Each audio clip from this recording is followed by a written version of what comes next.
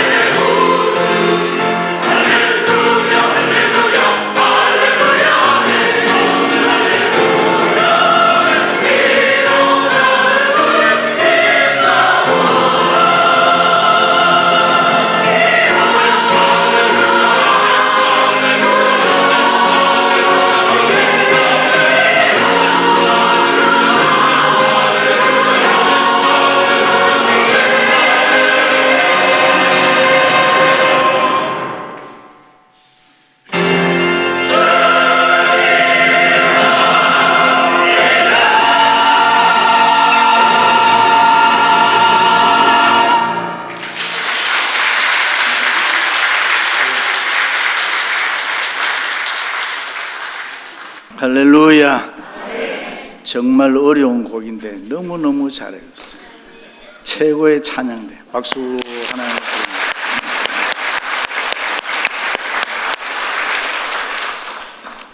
찰스 스윈돌이 쓴 섬기는 삶은 아름답다라는 책에 보면은 아주 추운 겨울 미국의 한 병사가 런던 시내를 지나가다가 길모퉁이를 도는데 도너츠 가게 창문에 코를 바짝 대고 있는 어떤 어린이를 하나 발견합니다.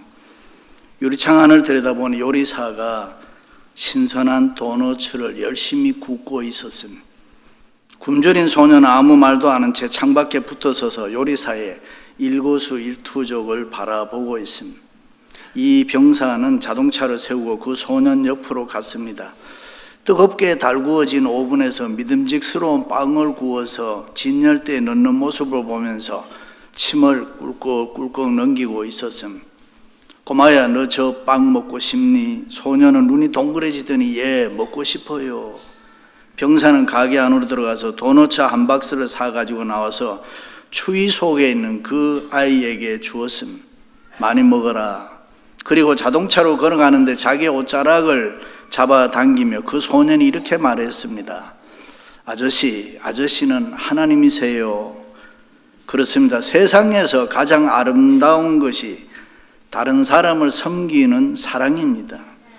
한 인간이 이 세상에 태어나서 죽는 날까지 남기고 가는 것이 사랑밖에 없습니다. 일찍이 주님께서도 내 마음을 다하고 목숨을 다하고 뜻을 다하여 주 너희 하나님을 사랑하고 또 이와 같이 내 이웃을 내 자신과 같이 사랑하라. 믿으시면 아멘. 그래서 신앙생활에서 가장 중요한 것이 사랑입니다. 하나님과의 관계에서도 제일 중요한 것이 십자가 사랑입니다. 그리고 그 하나님과의 관계 다음으로 중요한 것이 이웃과의 사랑입니다. 왜냐하면 하나님과의 관계란 결국 이웃과의 관계에서 현상적으로 나타나기 때문에, 표현되기 때문에 그렇습니다. 숨 쉰다고 살아있는 거 아닙니다. 우리가 잘 먹고 잘 산다고 다 되는 거 아닙니다. 사람답게 살아야 합니다. 성도는 성도답게 살아야 할 줄로 믿습니다. 순간적인 행복이나 일시적인 칭찬이나 대단한 것 아닙니다. 찰나적인 육체의 만족, 본능적인 충족감, 허무하기 짝이 없습니다.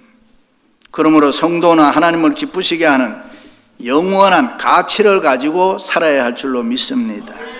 주님의 기쁨이 되는 삶을 살아야 됩니다. 이웃에게 용기와 활력을 불어넣어주는 보람된 인생을 살아야 합니다. 추워라도 이웃을 피곤하게 짜증나게 하면 안 되는 것입니다. 이웃을 언짢게 하지 마세요. 사람들이 나를 볼 때 안 보면 못 견딜 만큼 보고 싶고 만나고 싶은 사람들이 되시기를 바랍니다. 할렐루야. 윌리엄 레일리가 쓴 Successful Relationship이라는 성공적인 인간관계라는 책에 보면 인간관계를 몇 가지 의식적 차원에서 구별해 놨습니다. 첫째는 Closed Mind, 폐쇄적인 사람입니다. 마음을 꽉 닫고 사는 사람, 누구를 만나도 반응이 없습니다. 남의 말을 들으려고도 하지도 않습니다. 누가 뭐라고 하면 속으로는 웃기네. 마음을 완전히 닫고 자기 고집대로 생각대로 살아가는 사람. 두 번째는 오픈 마인드, 열려진 마음으로 사는 사람. 이런 사람은 남의 말을 잘 듣고 마음은 열려져 있는데 항상 따지기를 좋아합니다. 이유가 많습니다. 묻는 것이 많다 보면 상대방은 괴롭습니다. 피곤한 일입니다. 신방을 가서도 좋은 집에 살면은 이 집이 참 좋습니다 하면 되는데 이 집을 얼마에 샀습니까? 묻는 사람이 있는데 그걸 알아서 못합니까? 아이고, 집사님은 젊었는데 어떻게 저렇게 큰 아이가 있어? 젊었는데 몇 살의 아이를 낳았어? 재혼한 가정입니다. 어쩌란 말입니까? 세 번째는 빌리프, 신앙형입니다. 당신이 좋은 것은 나도 좋고 당신이 말하는 것은 사실입니다. 당신이 옳다는 것은 나도 옳다고 생각합니다. 그래서 나는 당신을 믿습니다. 무슨 설명도 필요 없고 모든 것이 다 좋습니다. 할렐루야. 이런 분들도 있습니다. 여러분은 어떤 유형에 들어갑니까? 인간관계라는 것은 참으로 어렵습니다. 그렇습니다. 어떤 사람은 다른 사람을 피곤하게 하는 사람이 있나, 어떤 사람은 다른 사람을 위로하고 용기 주는 사람이 있습니다. 어떤 사람은 만나는 것 자체가 싫은 사람이 있는가 하면은 어떤 사람은 만나면 그저 반갑고 기분 좋은 사람도 있습니다. 그렇습니다. 우리는 마음문을 활짝 열고 넓은 안목으로 이 세상을 살아가야 할 줄로 믿습니다. 힘든 일이 있어도 어려운 일이 있어도 서로 사랑하면서 그냥 마음 편하게 살자. 병에 걸려도 암에 걸려도 그냥 같이 살자. 암덩어리가 뭐 어떤 분은 5인치 7인치 그래도 걱정하는데 더 크지는 말고 그냥 나하고 함께 살자. 허리 아프다고 40년 고생한 분들도 있어요. 그런데 허리 튼튼하다고 하던 분들이 허리병으로 금방 죽는 사람도 있더라니까요. 그러므로 함께 서로를 위로하며 사는 이런 훈련을 해야 됩니다.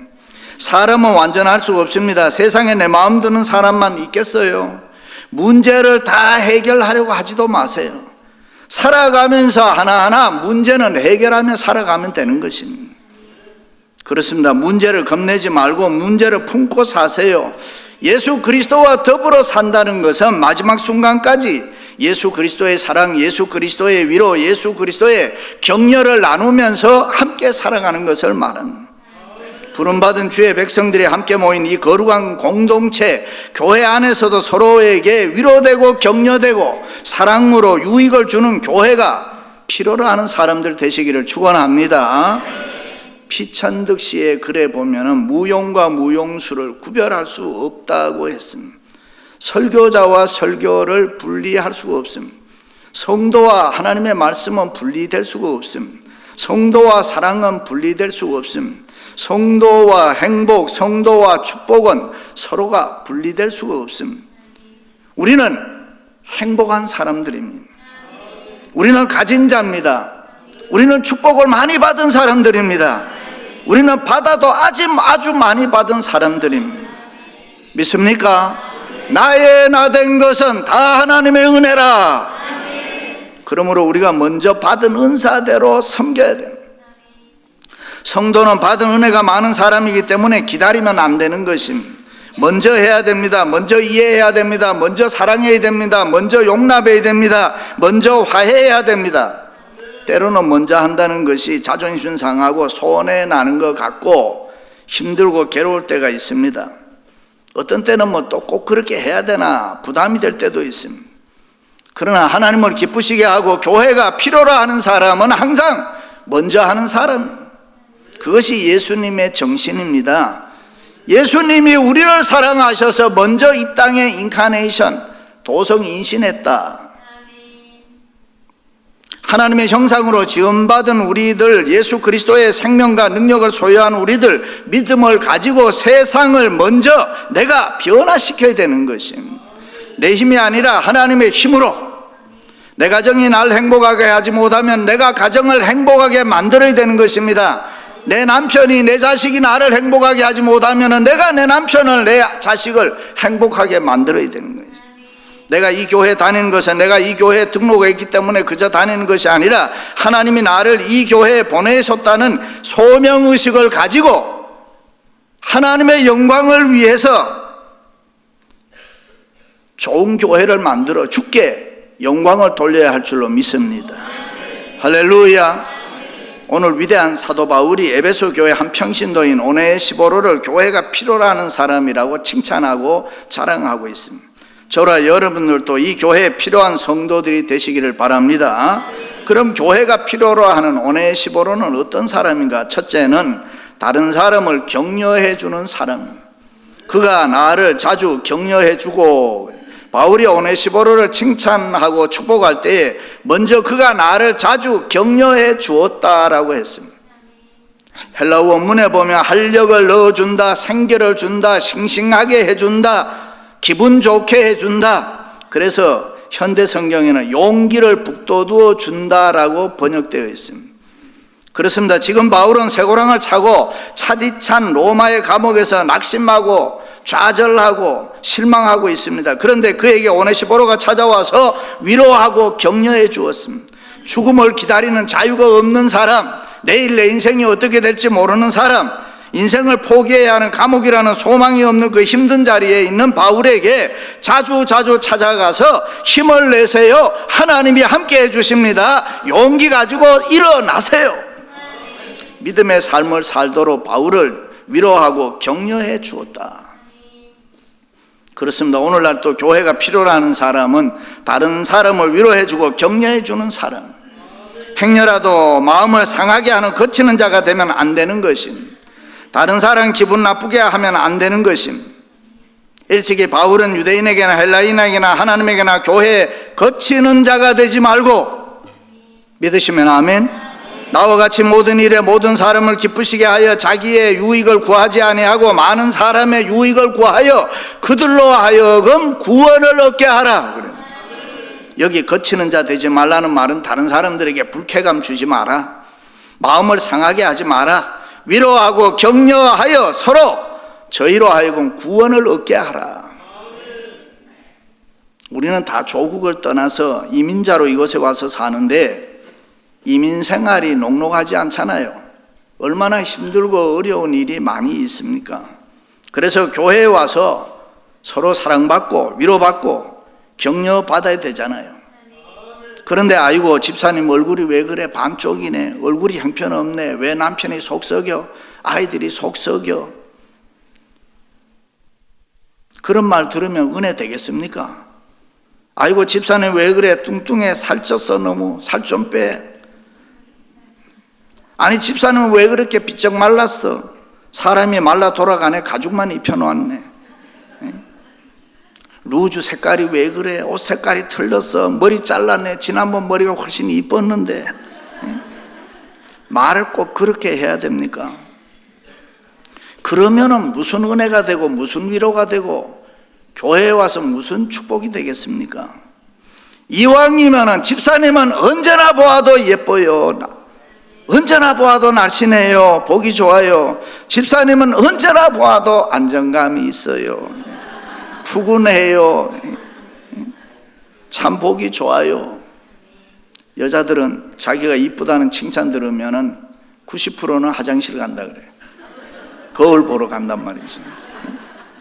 그렇습니다. 우리가 교회에 모일 때마다 사랑과 위로와 격려가 넘치시기를 바랍니다. 다른 사람을 사랑하고 위로하고 격려할 수 있는 것보다가 더 아름다운 봉사가 어디에 있습니까? 다른 사람 기분 나쁘게 하지 않으면 내 인생 절반은 성공한 것입니다. 교회가 필요로 하는 사람은 서로에게 기쁨을 주고 희망을 주고 용기를 주고 생기를 주고 활력을 주고 기분 좋게 하는 격려하는 사람인 줄로 믿습니다. 루즈벨트 대통령 부인 엘레노 루즈벨트 여사는 10살에 부모 잃고 고아로 많은 고생을 하다가 20살 때 청년 루즈벨트와 결혼해서 6명의 자녀를 낳았습니다. 그런데 결혼 후 뜻하지 않는 사고로 관절염에 걸려서 다리가 말라버려서 쇠붙이를 다리에 대고 휠체어를 타고 다녔습니다. 그러던 어느 날 루즈벨트가 자기 부인에게 내가 불구자가 되었는데도 당신은 날 사랑하오. 그때 그녀는 내가 당신 다리만 사랑하는 줄 알았습니까? 내가 사랑한 것은 당신의 인격과 삶입니다. 이 말이 불구자가 되어서 열등의식과 패배의식에 사로잡혀 있던 루즈벨트에게 커다란 격려가 되어서 1932년 미국이 경제공황으로 어려울 때에 대통령이 되어 경제대통령으로 사선을 역임했습니다. 그렇습니다. 격려는 용기를 주는 이런 무서운 힘이 있습니다. 지금 우리에게 필요한 것은 이런 사랑과 위로와 격려인 것입니다. 일찍이 바울은 초대교회 격려 잘하는 사람을 향해서 저희가 나와 너희의 마음을 시원하게 하였으니 그러므로 너희는 이런 자들을 알아주라 그랬습니다. 그렇습니다. 격려는 억지로 하는 거 아닙니다. 다른 사람을 격려할 때는 기쁨으로 웃는 얼굴로 하시기를 바랍니다. 격려하는 사랑이 최고로 귀한 사랑인 것입니다. 그렇습니다. 우리 믿는 예수 그리스도인들은 속 썩는 것을 기쁨으로 생각해야 된다. 내가 너희를 위하여 수고하는 것은 바로 나의 기쁨도 된다. 믿습니까? 어떤 목사님이 목회를 하는데 목회는 안 되고 아들 하나는 있는데 공부는 안 하고 그래 속이 상해서 들어가면 때려보기도 하고 뭐 이랬는데 잘 안 된단 말이죠. 한 번은 그 아들을 붙잡고 천국 가는데 지장 없으면 네 맘대로 해라, 엉엉 울었다는 것입니다. 그 이후에 그 아들이 공부를 너무나 열심히 잘하더라는 것입니다. 이상해서 아버지가 물었어요. 어떻게 해서 너가 그렇게 공부를 열심히 하냐? 예, 내가 아버지 믿고는 살다가 못 살 것 같아서 내가 공부하기로 했습니다. 격려해 주면은 기적이 나타난다.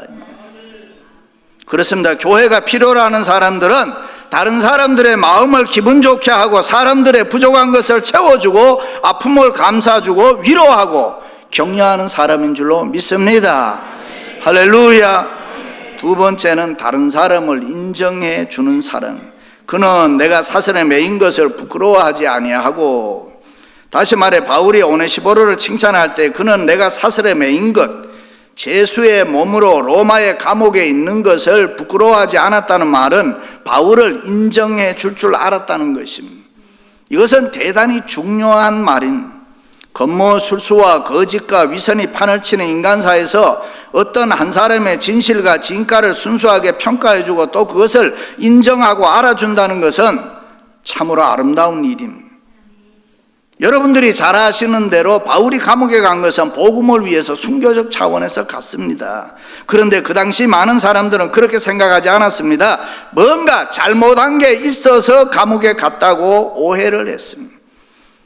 그러나 오네시포로는 그렇게 생각하지 아니하고 바울을 인정해주고 바울의 진실을 알아주고 이해해 주었습니다. 그렇습니다. 교회가 필요로 하는 사람은 상대를 인정해주고 알아주는 사람입니다. 믿습니까? 일찍이 예수님께서도 남을 인정해주고 알아주는 인격의 삶을 살았습니다. 형식적인 종교생활에 대해서 고민하는 니고데모를 인정하고 알아주었습니다.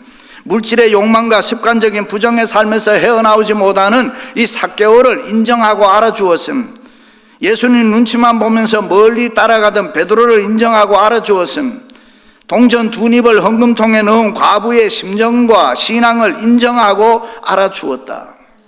그렇습니다. 예수님께서는 이 땅에 계실 때 그 어떤 인간이라도 이해하려고 하고 사랑하려고 하고 인정해 주셨습니다. 그래요. 사람은 누구나 인정을 받으면 살맛이 납니다. 인정을 받으면 기분이 좋아집니다. 그것은 인간의 본능인 것입니다. 믿습니까? 어떤 지혜로운 충신이 왕의 친서를 가지고 상대방 나라에 가서 그 나라의 임금에게 이런 말을 했습니다. 폐하는 보름달이고 우리나라의 임금은 초생달입니다. 그 한마디에 여러 해 묵은 감정이 다 풀리고 후히 대접을 받았습니다. 그리고 자기 나라에 왔는데 자기 임금이 화가 났습니다. 그대가 이런 말을 한 게 사실인가? 예, 폐하, 그것은 오해입니다. 그 말은 사실인데 보름달은 끝이라는 말이고 초생달은 떠오르는 달이라는 뜻입니다. 또 이 말 한마디가 사람의 기분을 확 바꾸어 놓았습니다. 그렇습니다. 구속받은 성도들은 다른 사람을 이해하고 인정하고 알아주는 사람이 되어야 할 줄로 믿습니다. 이민교회 안에 보면은 정말이지 기구한 운명, 별의별 사람들이 참 많습니다. 우물가의 여인처럼 시집을 3번, 4번 가신 분들도 들어있습니다. 그 사람들 뭐 그렇게 가고 싶어서 갔겠습니까? 다 사연이 있잖아요. 근데 그것을 이해해 주어야 합니다. 마태복음에 보면 예수님의 족보 가운데도 거기에 보면 부끄러운 여인들이 많이 등장하잖아요. 시아버지와 관계를 가지고 아이를 낳은 다말, 여리고 성의 기생 라합, 남편과 사별하고 나이 많은 보아스와 재혼한 룻, 우리아의 아내 바세바는 다윗과 부정한 관계를 하고, 뭐 이들은 모두가 다 세상적으로 보면 비판을 받아야 되고 비난을 받아야 하는 죄인들인데, 그러나 그들은 예수 그리스도의 세계의 일원이라. 예수 그리스도의 세계란 바로 오늘의 교회를 이야기하는 것입니다. 그러므로 교회 안에서는 그 어떤 사람이라도 용납이 돼야 되고 알아주어야 되고 이해되어야 되고 인정을 받아야 될 줄로 믿습니다. 교회 와서 정죄받으면 누가 교회로 오겠습니까? 교회는 사람의 눈에 비춰지는 모습에 관심을 가질 것이 아니라 하나님의 눈에 비춰지는 모습에 관심이 있어야 됩니다. 사람의 관점에서 보는 것이 아니라 하나님의 관점에서 바라보면서 사람들을 인정하고 알아주는 그런 교회가 좋은 교회인 줄로 믿습니다. 할렐루야. 마지막으로는 다른 사람들에게 관심을 가져주는 사람. 그는 로마에 있을 때 나를 부지런히 찾아와 만났습니다. 사람이 살면서 그 누군가를 찾아주고 관심을 가지고 만나주는 일은 너무나도 훌륭한 일입니다. 세상을 살다 보면 누구나 다 관심과 사랑이 필요합니다. 특별히 어려움을 당하고 힘들어하는 분들에게는 이 따뜻한 말 한마디라도 그것이 얼마나 좋은지 모릅니다. 누군가가 나를 알아주고 찾아주고 관심을 가져준다면 그것보다 행복한 일이 어디에 있겠습니까? 주일날 이렇게 교회 와서 예배드리다 옆에 계시는 분이 혹시 보이지 않으면 관심을 갖고 부지런히 찾아주어야 합니다. 전화라도 한번 해주고 한번 찾아가 보기도 하고 그것이 보람이고 행복 아닙니까? 옆에 사람에게 관심을 가져야 됩니다. 무슨 일이 있는가? 웬일인가? 우리 모두가 서로 관심을 갖고 부지런히 찾으면은 거기에 놀라운 사랑의 역사가 일어날 줄로 믿습니다. 서로 만나면은 따뜻하게 손잡아 주세요. 미소 한번, 웃음 한번 지어 주세요. 성녀 테레사는 수도원에서 수녀들을 선발할 때에 잘 웃는 사람을 뽑았다 그러면 모름지기 잘 웃는 사람이 좋습니다. 의심과 불신을 제거하잖아요. 웃는데 어떻게 미워합니까? 웃으면 건강을 되찾아주고 웃으면 질병을 고쳐주고 엔돌핀, 다이돌핀과 같은 이런 영적 아주 좋은 호르몬이 많이 나와서 우리가 가지고 있는 박테리아, 암세포, 바이러스 이런 것을 막 죽인단 말이죠. 여러분 많이 좀 웃으세요. 특히 여자분들은 좀 많이 웃는 게 좋습니다. 우리 딸들도 얼마나 잘 웃는지 나보면 아빠 하하하 항상 이래. 그렇습니다. 많이 웃는 분 건강하게 삽니다. 웃으면 상대를 생기를 주고 활력을 불어넣어 주는 것입니다. 웃으면 분위기를 싹 바꾸는 것입니다. 웃으면 생명이 있습니다. 노만 킨진즈 박사는 질병의 분석이라는 책에서 보면 10분 동안만 사람이 막 웃으면 2시간의 통증을 제어할 수 있는 마취의 역할이 된다 그랬습니다.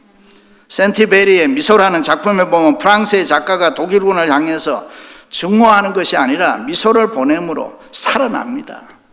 그래요. 서로를 향해서 미소를 가지고 조금 더 우리가 관심을 가지고 힘내세요. 하나님 함께 하십니다. 예수 잘 믿읍시다. 위로와 격려의 말을 해주세요. 무슨 힘든 일은 없나 살펴보세요. 주님이 필요로 하고 교회가 필요로 하는 사람은 바로 그런 사람인 줄로 믿습니다. 사랑하는 성도 여러분, 다른 사람을 격려해주고 인정해주고 관심을 가져주는 교회가 필요로 하는 여러분들이 되시기를 주님의 이름으로 축원합니다. 축원합니다.